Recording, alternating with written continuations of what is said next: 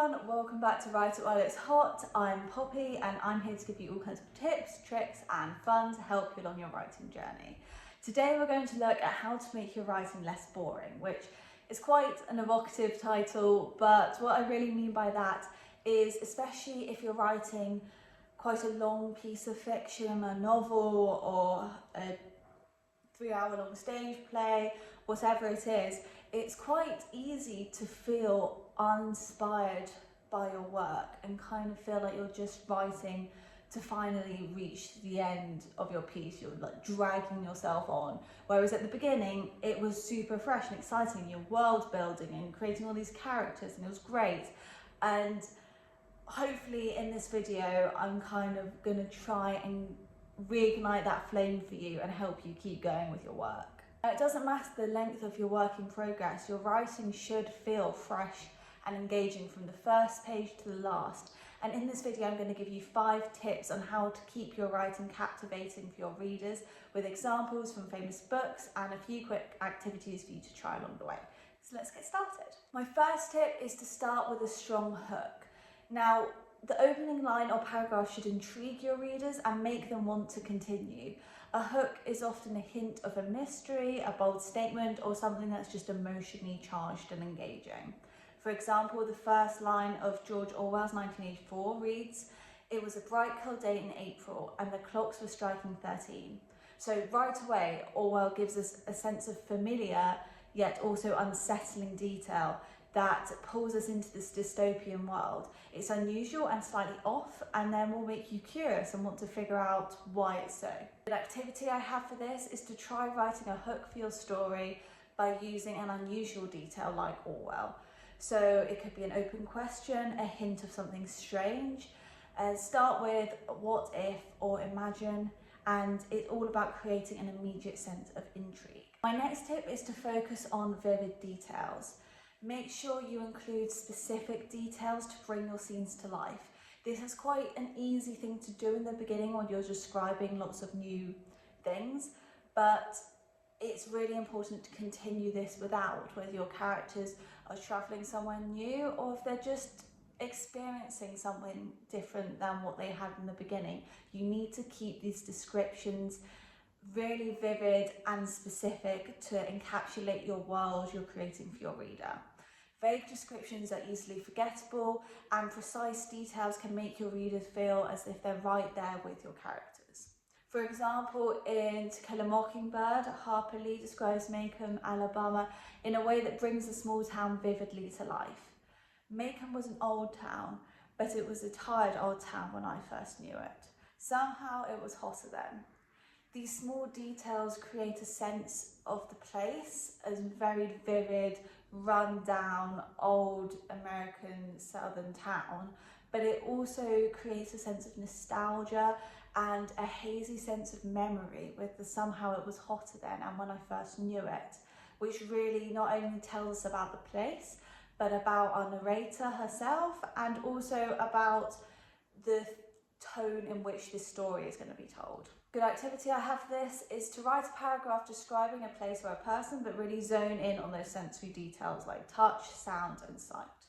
Instead of saying it was hot, say something like the air was thick and buzzing with heat, sticking to your skin like syrup.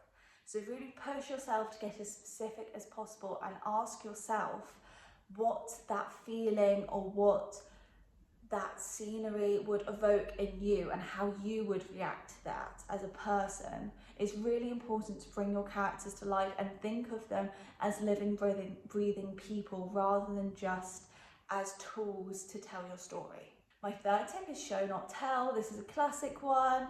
Instead of telling your readers how a character feels or what's happening, show it through their actions, dialogue and their setting.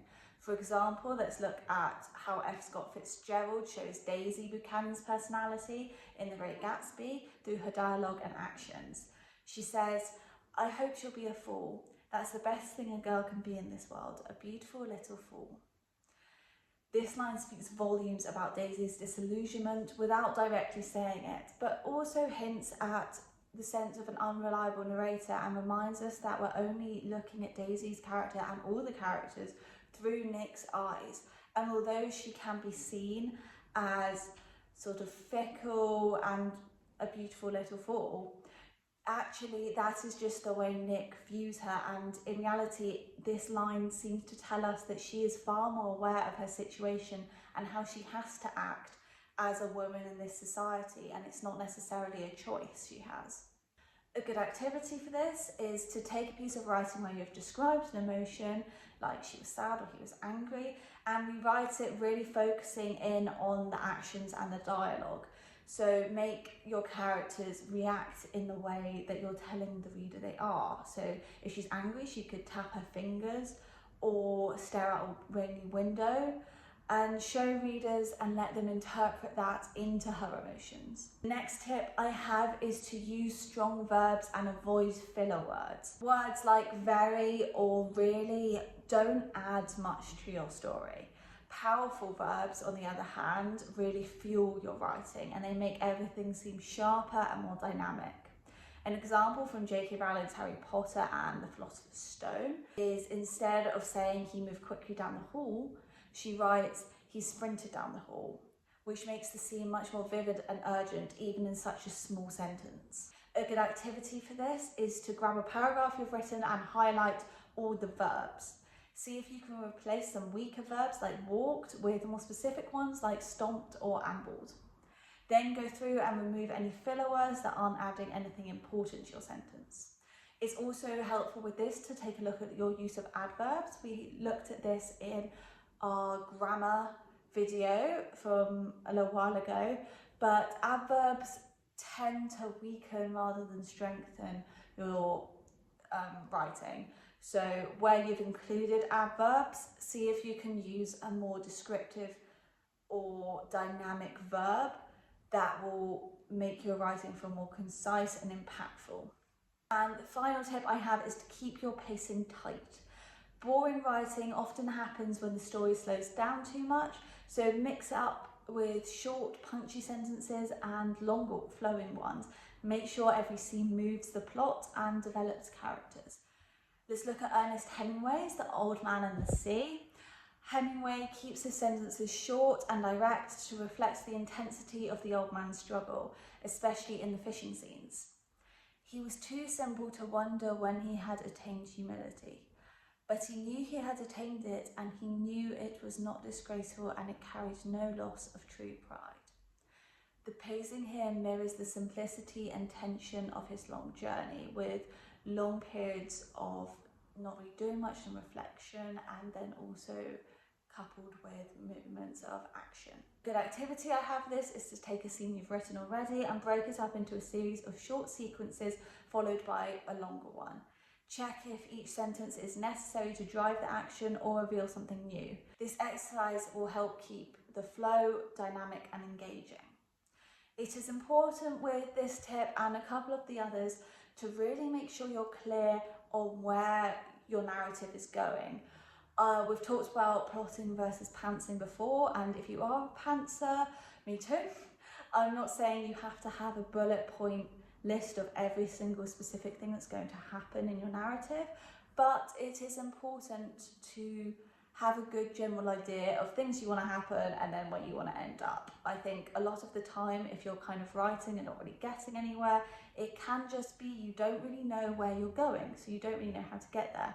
And a lot of the time, your best work, especially mine, can actually come from not necessarily knowing. But if you've kind of been driving at something for a while and it's just not really getting anywhere, it doesn't feel exciting for you, it doesn't read in a particularly interesting way, kind of maybe take a step back and sit down and write, okay, so my characters are here and by the end of the chapter, I want them to be here. How am I going to get there? And just having that end goal in sight can really give you something to work towards and breathe a bit of more life into your writing. So right, there you have it, 5 tips to make your writing come alive and keep readers on the edge of their seats. Remember, making your writing less boring is all about staying intentional with your language, choosing vivid details, and also keeping your scenes lively and dynamic. Let me know in the comments if there's any activities that you try out, or if you have any other tips for our fellow writers on how to keep your writing interesting. Don't forget to like and subscribe if you joined the video. I've got tons of other ideas coming up. Don't forget to mention in the comments if there's any more specific videos you'd like to see. And thanks for watching. I will catch you in the next video. Bye.